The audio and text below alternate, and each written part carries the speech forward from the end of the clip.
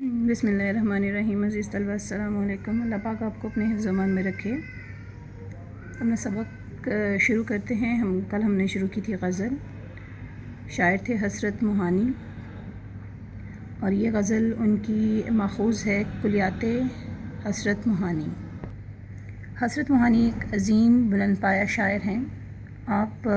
ادب میں رئیس المتغزلین کے نام سے جانے جاتے ہیں۔ آپ نے نہ صرف ادبی خدمات انجام دی بلکہ تحریک آزادی میں بھی سرگرم رہے اور مسلمانوں کے حقوق کی جنگ لڑتے رہے۔ کل ہم نے اس غزل کے 2 اشعار کیے تھے، آج ہم اپنا تیسرا شعر شروع کرتے ہیں۔ میں درماندہ اس بارگاہ عطا کا، گناہ گار ہوں ایک خطا ہو گئی ہے۔ درماندہ بچھڑا ہوا، بھٹکا ہوا، قافلے سے الگ ہوا، ٹھکرایا ہوا، خطا غلطی۔ تو اس شعر کے اندر شاعر مولانا حسرت موہانی اپنی فنی مہارت کا ثبوت دیتے ہوئے بہت خوبصورت انداز میں اپنے گناہوں پر نادم ہوتے ہوئے اس بات کا احساس دلا رہے ہیں کہ انسان خطا کا پتلا ہے، اس سے غلطیاں ہو جاتی ہیں، وہ راہ حق سے بھٹک جاتا ہے، لیکن جیسے ہی وہ اپنے رب کی طرف رجوع کرتا ہے، اپنے گناہوں پر نادم ہو کر اس سے معافی طلب کرتا ہے، تو رب العزت اسے معاف فرما دیتے ہیں۔ اب یہاں پر یہ تلمیح کا شعر ہے۔ تلمیح سے مراد ہوتا ہے کہ ایسا شعر جس میں کسی تاریخی واقعے کی طرف اشارہ کیا گیا ہو۔ تو بنیادی طور پر اس شعر کے اندر مولانا حسرت موہانی نے حضرت آدم علیہ السلام کے جنت سے نکالے جانے والے واقعے کو بنیاد بنا کر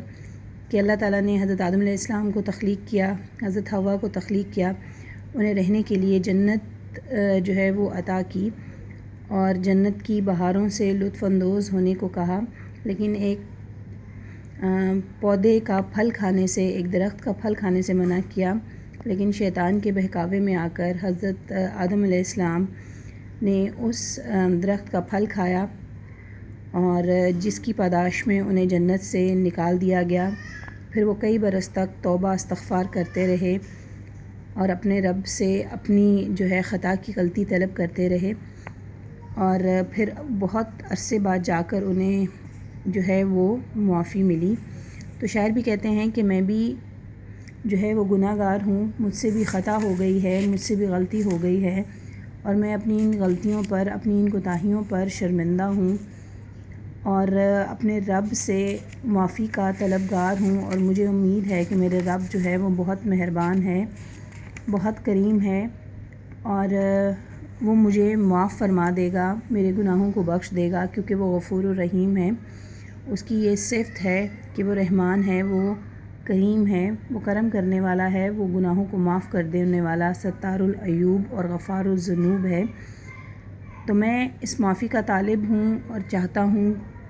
کہ میں نیکی کا راستہ اختیار کروں، اور مجھے یقین ہے کہ وہ مجھے بخشش جیسی نعمت سے ضرور نوازے گا۔ بقول شاعر، چلے ہم نقد عیسیاں لے کر آمرزش کے سودے، کہ نرخ اس جنس کا کچھ بھی نہیں رکھا گراں تو نے۔ یعنی انسان خطا کرتا ہے اور اپنے رب سے رجوع کرتا ہے تو اللہ رب العزت اس کی ندامت میں نکلے ہوئے آنسوؤں کی لاج رکھتے ہوئے اس کی خطاؤں کو معاف کر دیتا ہے اور اس کو پھر سے سدھرنے کا موقع دیتا ہے، کیونکہ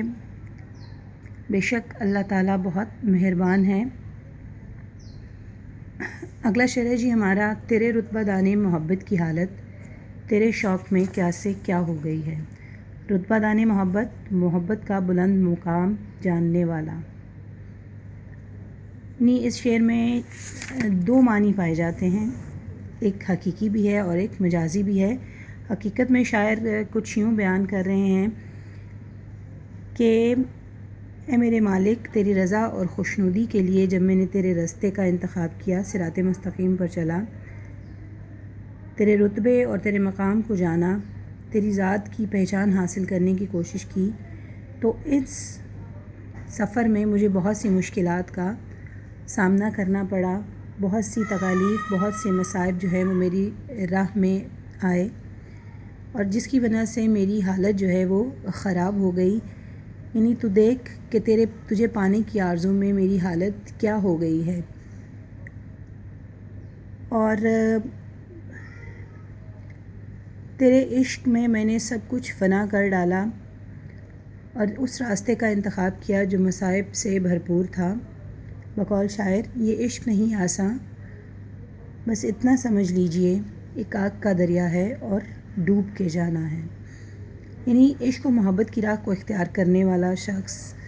آسانی کو منتخب نہیں کرتا، بلکہ مصائب اور مشکلات کو اور آزمائشوں کو چنتا ہے، اور وہی لوگ کامیاب ہوتے ہیں جو ان آزمائشوں سے کا مردانہ وار مقابلہ کرتے ہوئے اپنے راستے پر آگے بڑھتے چلے جاتے ہیں، اور قرب الہی ہے وہ بھی انہی لوگوں کو حاصل ہوتا ہے جو اپنے عشق میں کھرے اور سچے ہوتے ہیں۔ وہ یہ نہیں دیکھتے کہ ان کے سامنے کیا آیا، ان پر کیا بیتا، وہ صرف یہ جانتے ہیں کہ محبوب تک جانا ہے، محبوب کو پانا ہے، اس کی رضا کو حاصل کرنا ہے، تو اس سلسلے میں جو بھی مشکلات اور مصائب آئیں ان کا سامنا کرنا ہے۔ بے خطر کود پڑا آتش نمرود میں عشق،